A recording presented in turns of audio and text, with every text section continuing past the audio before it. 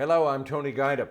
Today we consider the brief life and remarkable career of a local artist who looked at scrap iron and saw miracles. Hi, I'm Michael Malpass. And what I'm doing today is trying to get you interested in art. Sculptures, principally, a great globe of bronze, a pink planet of nuts and bolts, a whimsical bronze chicken. Every piece a one-off, unique. Humdinger is a collection of Michael Malpass's works across a feverish career, cut short when he was just 44. The book is both a tribute and an elegy by Michael Malpass's eldest son. You'll meet him next.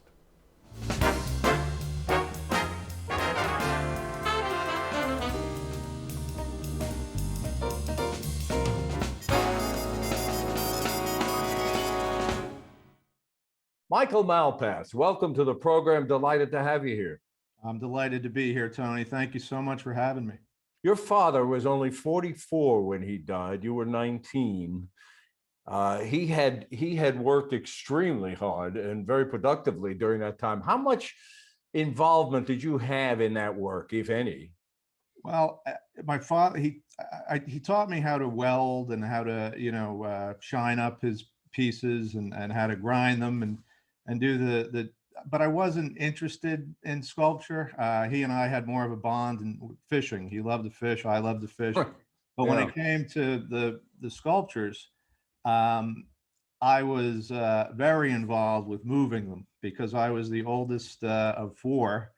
And he would have everybody in the family help, when it came to a move, because some of these things weighed over 500 pounds, So when I would, you were a strong kid, I guess. I was a pretty tough kid. Yeah. From that, I think between that and growing up in Brooklyn, but he would, in moving them, I was 12 years old and I had back problems because this was, it was, they were heavy and, but it was always fun.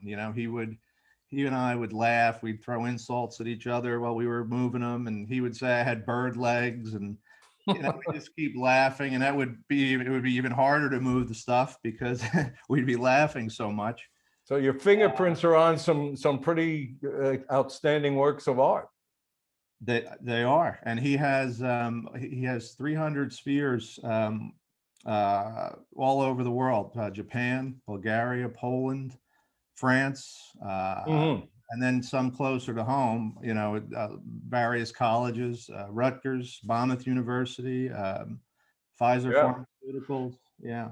Why, Michael, why was he obsessed with spheres, with that shape?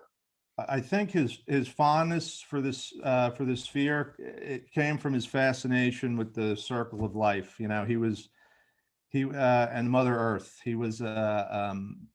He was a recycling pioneer, my father, and he would go to the scrap yards and he was like a pirate when he went in. It was like Christmas time when he would go into the scrap yards.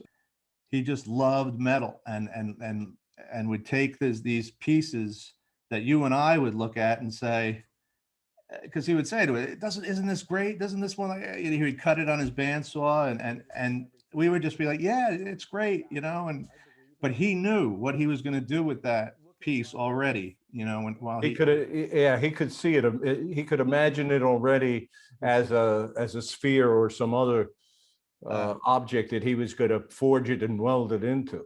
Yeah, he saw the big picture before anybody else could. And, he always said the sphere was the most perfect form. And to him, that was his thing, the sphere. Well, as you say there, he worked incessantly because in a career that was probably only 20, 21 years long, as you say, there are 300 or more of these spheres around the world. A couple of them or several of them are in a rather well-known collection of the Hechinger collection of John Hechinger, who was a hardware pioneer. How many are in that collection? Do you know? I believe Mr. Hechinger has 6 of my father's spheres. He he liked all of my father's work, but Mr. Heckinger particularly loved the spheres and the fact that, there in those spheres, there's tools that people can recognize, wrenches and nuts and bolts and screws. And, you don't have to like art to like my father's work, because it appeals to everyone. Somebody as renowned as Pete Hamill liked your father's stuff. Pete Hamill wrote a book about the Heckinger collection. And in his comments on what he saw in that collection, he mentions particularly one of your father, specifically mentions a piece called Globe.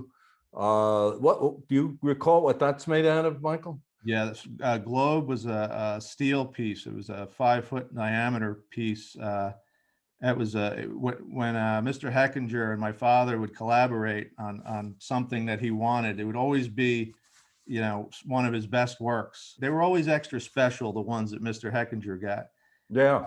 Well, Mike Hamill, in writing the book and about that collection and referring to your father's pieces, he marveled at their construction. And this is what Pete Hamill said: the perfection of the spheres, the seamless interlocking of the abandoned tools, scraps of metal, and other discards of the collapsing New York industrial base.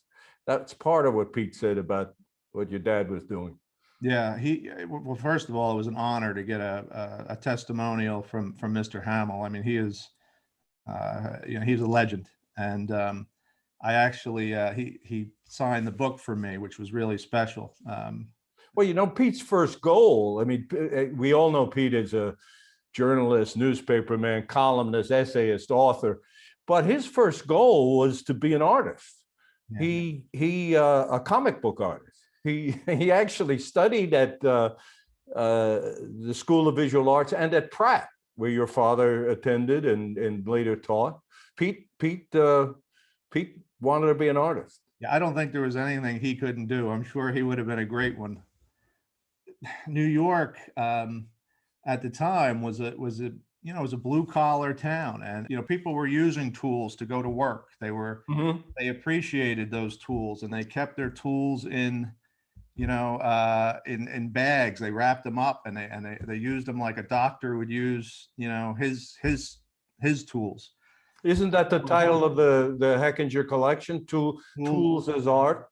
Tools as art, yes. And that's it was written about the collection from various artists who worked not just with metal, but who worked with who made art into tools. Mm-hmm. Or vice versa. Let me quote one further observation by Pete Hamill about your father's work. And he says, Malpass created worlds from what he found. They are like tiny, compact planets dragged in from some distant points in the universe. That's art. That is. It's if you look at his stuff, he took these pieces of metal and melded them into these little worlds that were just were their own perfect little orbs, and you can see some behind me still. One over my shoulder as a. Well, as much as Pete wanted to be an artist, he actually majored in painting on the GI Bill. He wanted to do that in Paris, but he didn't have the money, so he went to Mexico and majored in painting. Anyway, I also said that Pete studied at Pratt. Your father attended Pratt, studied, graduated, and began his career working in the lab there, didn't he? Yeah, he started, he actually went to school there in 1965. And then he, after graduating in 69, he went into the Army. He got drafted and then came back to get his MA from Pratt and became a teacher there of sculpture. So he was sculpting and teaching. He was sculpting and teaching at the same time, which you know, that enabled him to put out an awful lot of work. You know, that's how he became so prolific with how many, you know, you say he's 44 years old. When he died, how could he have 300 spheres all over the world? But he worked hard, he worked tirelessly, and he didn't stop there. I mean, you know, he would work when he got home. I never saw anybody work like my father. It was incredible. Well, I think you told me your home in Brooklyn, and of course later in New Jersey down the shore, it was like a sculpture garden. Really, There wasn't room for the furniture. There was all these pieces.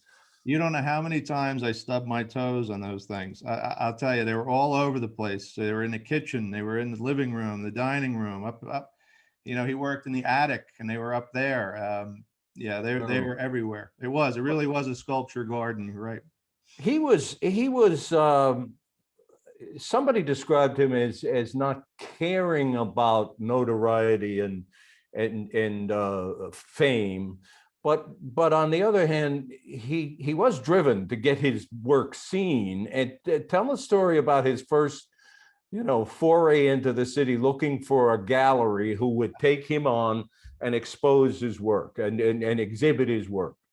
Yeah, it was interesting the way my dad's career had started. He said to my mother, he said, "Listen, Kathy, I'm gonna take my portfolio, and we're gonna work our way up from Soho to 57th Street." And so, you know, Going to show it to galleries up and down the city and see who. Right, exactly. To see if somebody would accept him. And he said, and then he turned to my mother when they got into Soho, and he said, "Let's go up to 57th Street. I changed my mind. I want to work my way down." And his first gallery that he went into was the Betty Parsons gallery. And Betty loved his work. And right off the bat. And she became a family friend after that. Michael, tell our viewers, if they don't know, who Betty Parsons was. Betty Parsons was probably one of the most well-known art collectors of the time in the 70s. And like Betty's was the place to be if you were an artist. You know, she had Jackson Pollock and there were Rauschenberg, I believe, and just you know, some famous people.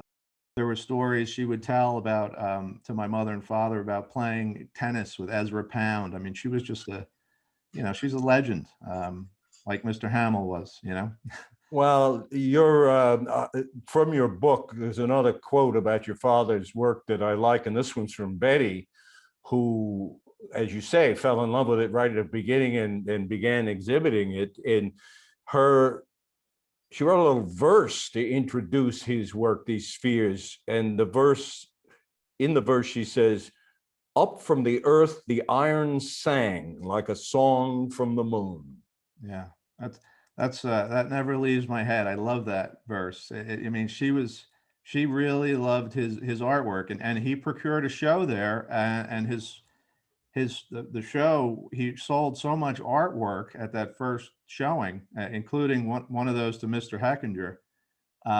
That was his first piece that he sold to Mr. Heckinger. We were able to buy a shore house at the Jersey Shore because my mother was just, you know, she had two children at the time, three children, I'm sorry.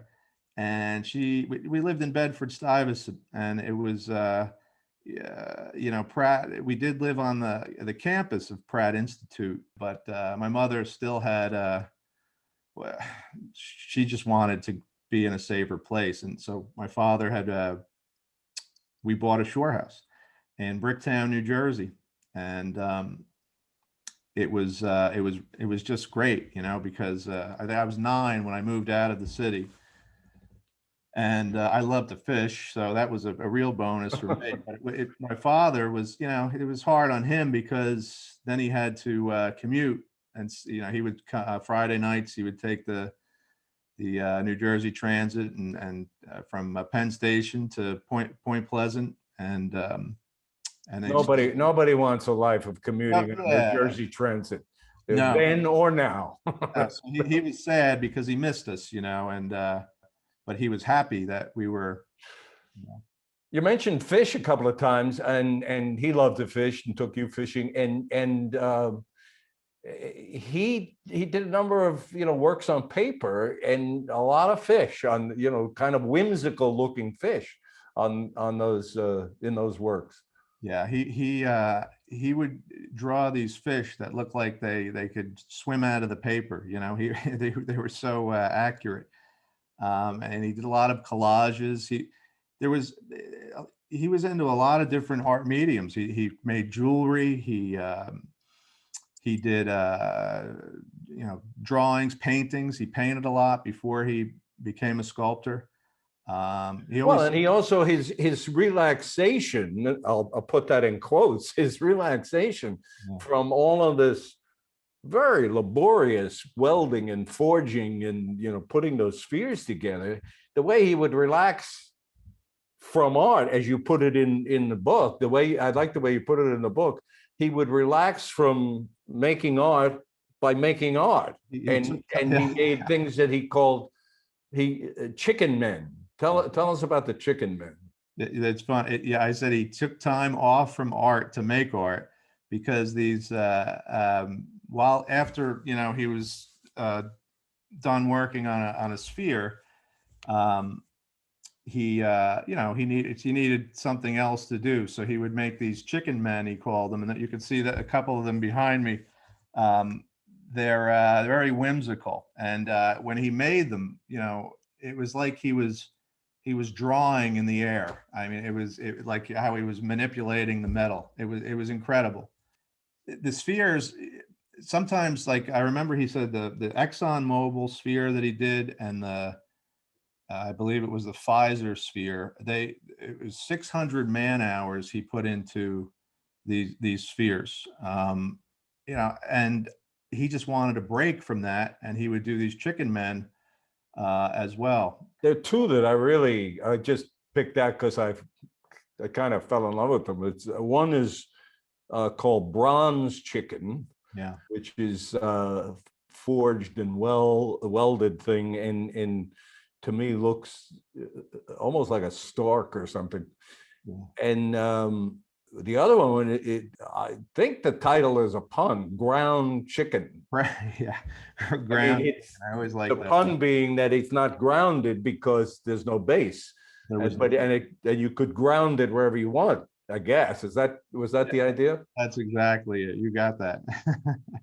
Yeah, they were just fun for him to do, but they also were it was just so different. And you think to yourself, if he were alive today, what would he be doing? I mean, it's been 30 years that he's been gone, and I just wonder that, what would he be doing now? I doubt it would be chicken man. It might not even be spheres. It might. Who knows? But I guess we'll never know. Well, one thing he was doing back then, and it's on the cover of your book, was staring into the face of Medusa. And what is that? What was he trying to say there? Well, as we know, Medusa is a mythological creature that turned men and women to stone. My father, he used to make a lot of jewelry, again, in the beginning of his career. And he would cast the jewelry. So one day he decided to cast his face, and then he puddled it in with the welding rod and made a steel face from that mask, or from that mold, I should say. Mm-hmm. And so he decided to take that face and incorporate that into his steel sculpture, named Medusa. And the picture I chose for the cover of my book that I wrote about my father is this one. It's him staring Medusa into the face. So he's staring at his own face, but there's snakes and dragons coming out of her head, and it's him looking at her and turning her into, it's a young artist, you know, turning Medusa into steel, you could say, you know, and it's just it's one of his most iconic sculptures. That's another one that another good story behind that one. He sold that to a good another client who became very friendly. He was a good man. He would buy. I remember he would buy a piece of sculpture at Christmas time for, you know, we didn't have much money, you know, and it was always, he would do that on purpose. He would buy a piece at Christmas time. And he was the one that bought Medusa. Again, that was a piece that was from Betty Parsons' gallery. This collector wanted my father's work in the Museum of Modern Art, and they accepted it. But the catch was that he would have to wait. It would have to go into storage, and this guy said no. Well, let me wait a minute before you get to the end of that. This particular collector apparently had some influence with MoMA, that he could say, "Hey, listen, I've got some stuff that you should really have in your collection." Yeah, I left that part out. He did have okay, yeah, that's all right. A link to MoMA. All right, but they said, what was the condition? Well, they said they would accept the work, but we need to store it, and you know, you'll get a show eventually, but not now. We have too many, you know, things going on. I can imagine, you know, they're probably booked solid for, you know, yeah. But he said no, and my father, his jaw dropped, you know, and oh, what a missed opportunity. Yeah, it really was, because I think it would be a whole different scenario if he was able to get in there and people were to appreciate his stuff at MoMA. That would have been nice. You should tell us briefly what, I mean, the book is entitled Humdinger. Where does that come from? Well, it's funny because I had finished the book. I started it when I was 19, right after my father died, just to make me feel better. It made me feel better when I would write about little anecdotes about him, and he left a lot of writing that I incorporated into the book. And I had finished the book when I was I would have been 45, which I was a year older than my father at the time he died. He was 44, and I couldn't think of a title when I finished it. And I'm thinking to myself, this should be the easiest thing, you know, to do, is think of the title.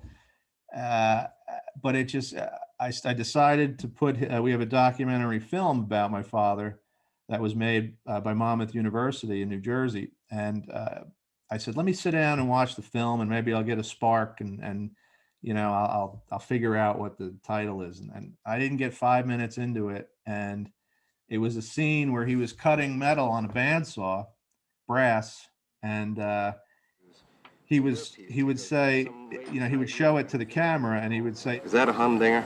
Now that's a humdinger, right? You did it with about 5 different pieces. And humdinger, the definition is the best thing of its kind. Yeah, he saw in these scraps, like you said earlier, that you and I would just ignore and throw aside. He saw universes. He saw art. And he could already see that piece that he was showing in his fingers. He could see that in the sculpture already, you know, and you would just say to him, yes, humdinger, absolutely, it's beautiful, you know, just to kind of appease him. But that's when I said, that's it, that's the name of the book, because he was a humdinger to me, and you know, he wasn't perfect by any means, but you know, a father at 19 years old is a humdinger if you get along, you know. Sure is. Yeah, sure is. And we should tell the viewers that you're near the Michael Malpass studio, or is it? There's a studio down the shore of his works. Just to briefly tell us where it is and how folks could look it up. Well, the last 5 years of his life, he was fortunate enough to come back to the Jersey Shore, and he worked on his art in his little 10 by 20 garage that it was a mess, but he knew where everything was, Tony. It was you could, you would go, he would say, get me a wrench, would you? And I can't find this. And then he would go in and he'd just pull it right out. But anyway, that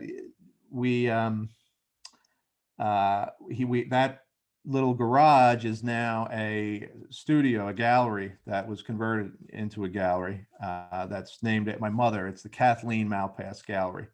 And it's in where? Bricktown? It's in Bricktown, New Jersey. And she loves when people come to visit. She doesn't care who it is. She loves talking about my father's work. She promoted his work for, since he's been gone, and she's done a great job. Well, I've enjoyed talking about your father's work with you, Michael, and it's been a pleasure to meet you too, as well. And I thank you for this. Well, I thank you, and you've always been, when I knew I was going to do this interview, Tony Guida is a special name in our house. We remember all those. He's just saying that because I sent a check. Well, thank you, Michael. I mean it. Thank you so much. Thank you. I really appreciate this, Tony. And thank you, folks, for watching. We'll see you next week.